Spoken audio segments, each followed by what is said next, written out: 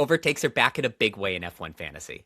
Australia nearly tripled its overtake total from 2025, and now we're heading to Shanghai, which is one of the best overtaking tracks on the calendar. So now we need to figure out which drivers are going to benefit the most.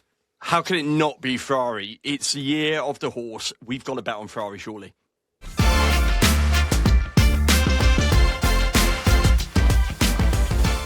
So for the past 2 seasons, Melbourne had some of the fewest overtakes on the calendar, but like we said in the Open, it delivered 120 overtakes, which is a huge swing year to year.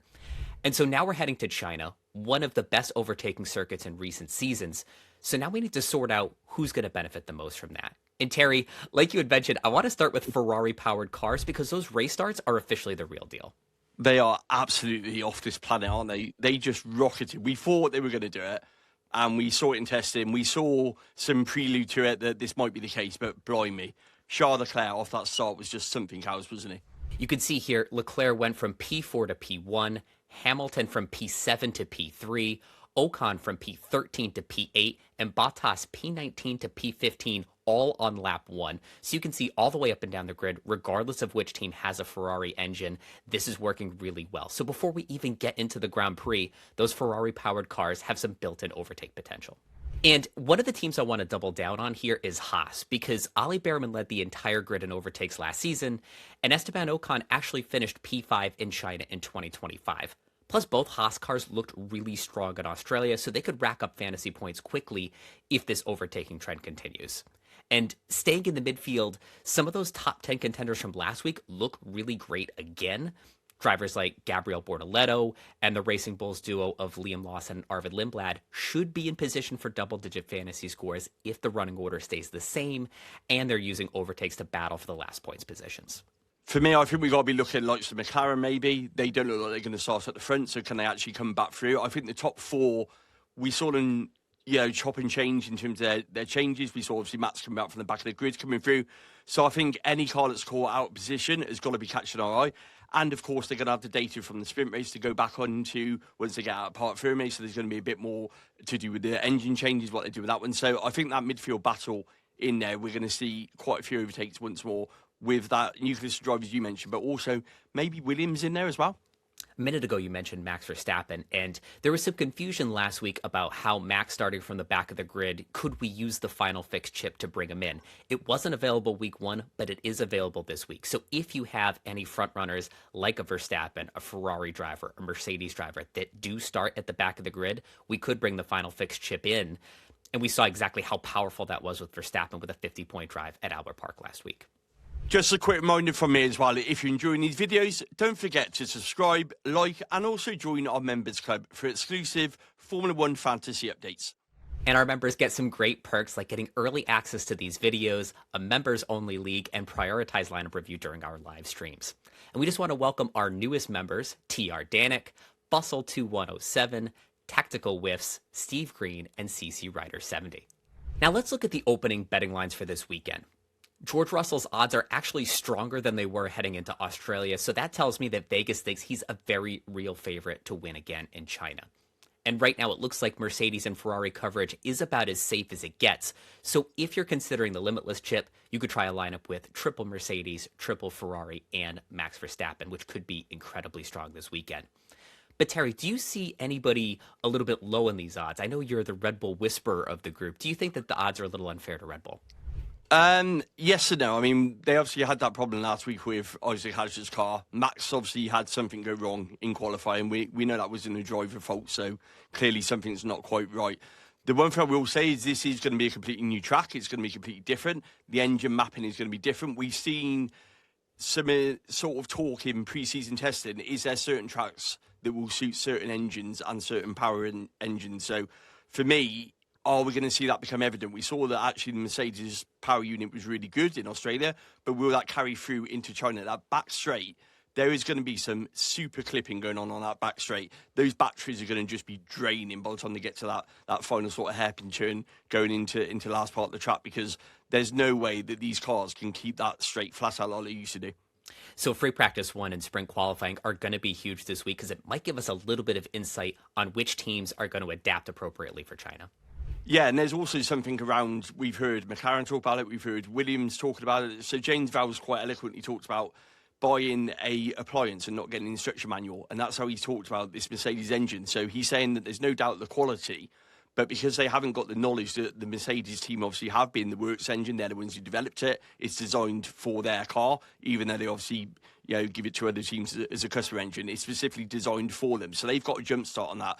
So they're talking now about McLaren and talk about it. They're going to understand these cars more. They're getting to understand how these engines are working. They're getting to map the data a bit more. They're getting to unlock more and more with each race. So I think that the first couple of races, we've got a bit of learning from the customer teams coming into this as well. So fingers crossed, by the time we actually start getting to certainly Japan and the next Grand Prix, I think they'll have a good handle over what these cars are doing, how they're behaving, what it means for them as a team, how it's interacting and behaving with their team and their car, and therefore trying to extract that maximum performance that we know that certainly the Mercedes engine's got, and hopefully the customer teams can bounce back and start bringing that to the track.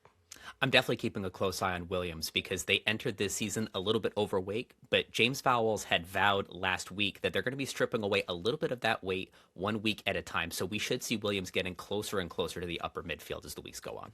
So since this is a sprint weekend, chips are going to be a huge topic. We mentioned a limitless lineup earlier, so let's break down the arguments for and against using it this weekend. So the upside's simple. You can run all of the best drivers and constructors and potentially bank a massive score. But there's another angle too. A lot of us gained 2 to 3 million in value after Australia.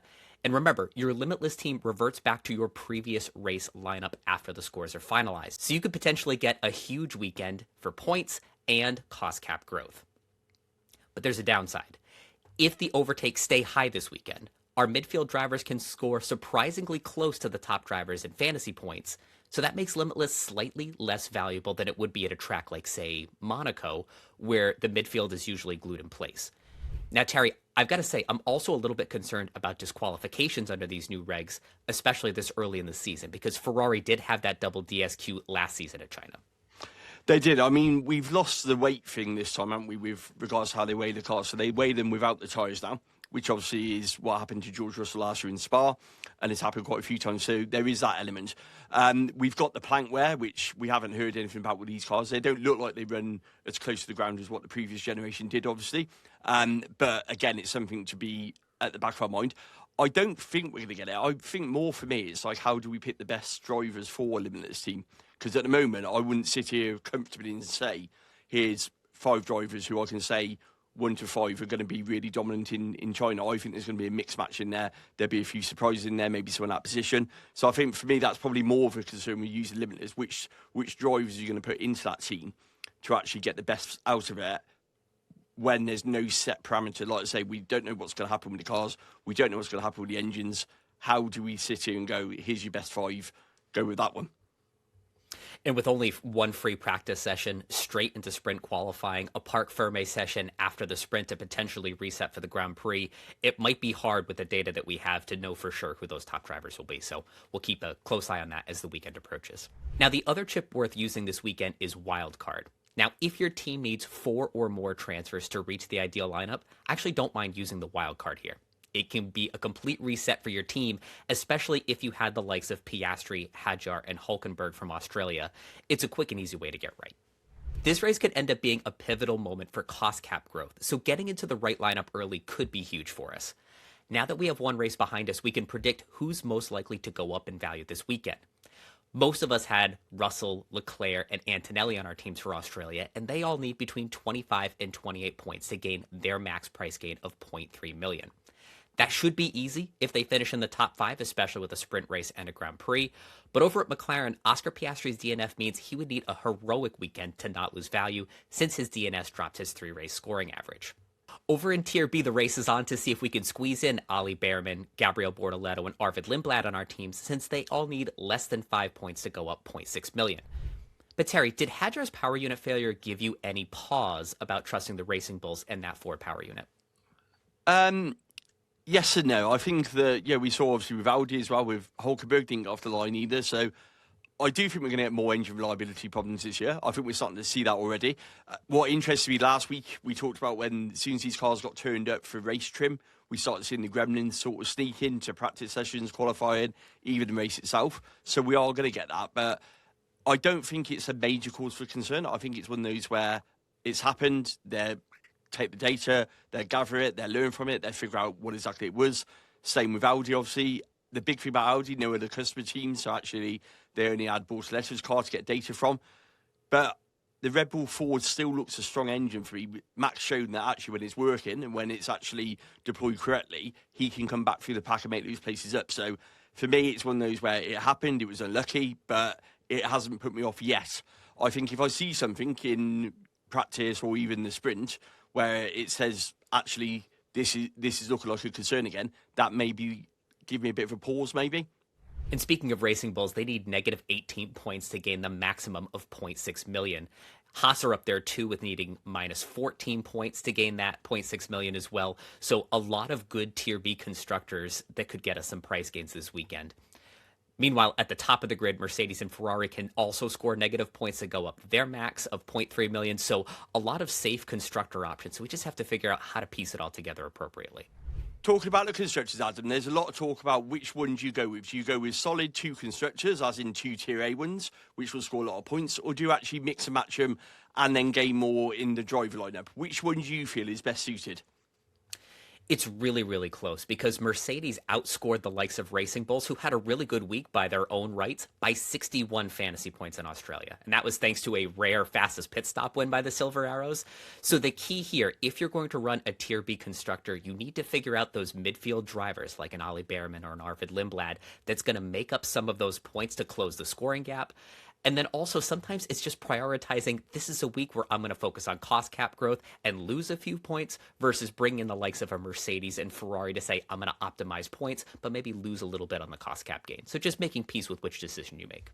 Let us know which kind of lineup you're planning to do in China in the comments. And if you have any questions for this week, we'll be picking a few to share on our Final Thoughts video this Friday. So it's a cool way to involve more of our community into the show.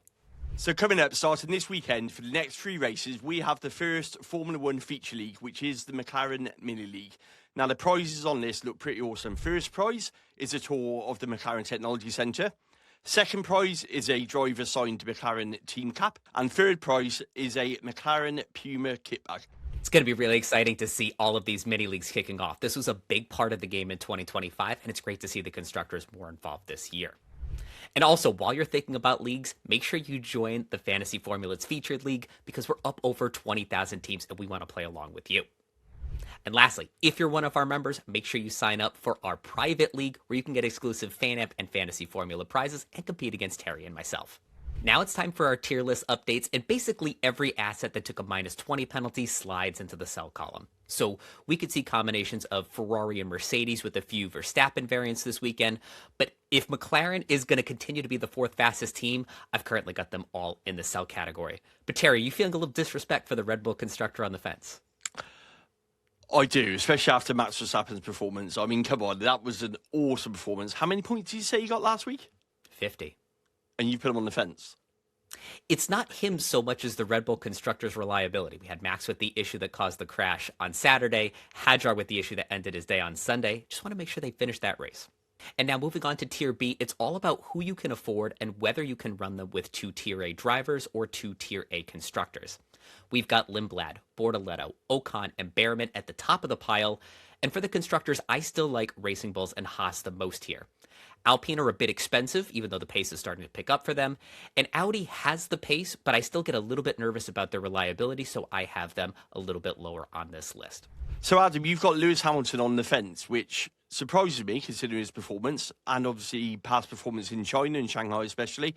He's performed well over the previous seasons and, of course, there for Ferrari last year. Can you just tell me a little bit more about why you've got him on the fence? Because I'm not sure I'd stick in there, to be honest. For me right now, Lewis has been a little bit behind Charles Leclerc in terms of pace in at least the limited data of what we've seen in Australia. And I guess maybe for me as a longtime Lewis Hamilton fan that's used to seeing him a bit overpriced in F1 fantasy, my mind just naturally moves toward putting him toward the fence in the sell category. But Lewis is on the fast track to being in the buy category soon. Aston Martin are obviously in the sell category. We know they got reliability problems. We know they're struggling with that Honda engine. But could they do a sprint race? Did Fernando Alonso actually do enough laps to qualify for finishing a sprint race in terms of the total laps that he managed last weekend? It's a great question. They were clearly lap limited in Australia, but at what point will Aston Martin start going longer and longer with their stints to try to get to a full race distance? It could be as early as China, and it could be as early as the sprint race. So very interesting to see if Alonso and Stroll finish this and start getting toward a trajectory where they'll be back in the mix. And then we obviously got Cadillac. They had Valtteri Bottas didn't finish the race, but obviously Sergio Perez did. Have you got any doubts about their reliability? Have you got any doubts over how they're going to handle the sprint weekend? First time they've come up against this sort of pressure. We talked earlier about only having one free practice session and then straight into the actual sprint qualifying itself. For them, it's going to be another learning curve, another adventure they need to go on, another way of seeing how their team reacts to it. They're just building up this team one race at a time. One thing that gives me a little bit of pause, though, when you think back to some of those betting lines we looked at earlier, Cadillac were down in the mix with Aston Martin for the very, very back of the grid. So I don't think Vegas predicts there's going to be a lot of pace this week, but I think before long, we saw some promise from Sergio Perez, particularly early in the Grand Prix last weekend. So I think Cadillac are going to start making a move in the next few weeks. So here are our top F1 fantasy lineups for the Chinese Grand Prix. Now, if you ran a Russell Leclerc, Russell Antonelli, Leclerc Antonelli kind of pairing at the top of your team, you might just want to run it back for another week. A lot of these teams are north of 102.5 million, but there are some big cost cap gains on the table if these drivers can sustain their form from Australia. So the next set of lineups we got is more heavily weighted towards the constructors. So like I said earlier in the show, this is where you're going to gain big from having two solid Tier A constructors. So you won't gain as much cost cap wise, but points wise, you should outscore the others by having a Mercedes, a Ferrari paired up with a Mercedes top driver, a Ferrari top driver. You can even mix and match which one you put in there, really, to be honest. It doesn't matter too much, and you might just be able to get around the midfield problems that you're going to have budget-wise, because the downside to this stack is if you label it up and you pick it in where you've got these two Tier A constructors, you're going to be scrambling to fill out the rest of your grid with drivers. So you're going to be looking towards the back end of the grid, which with reliability problems and the potential for losing points might just outweigh it. And so I suspect a lineup like this, or the double Tier A lineups we showed a moment ago, or Limitless teams are going to be the three biggest options for this weekend. Now, if you're starting from scratch or had a lineup with the likes of Piastri and Hadjar, here's something back at the starting price of 100 million. There's great coverage of top teams, overtake leaders, and price gainers too. We'll be back with our next live Q&A stream 1 hour before the sprint race this Friday at 10 p.m. Eastern, 2 a.m. Saturday in the UK. And until then, thanks for watching. Thanks for watching, everyone.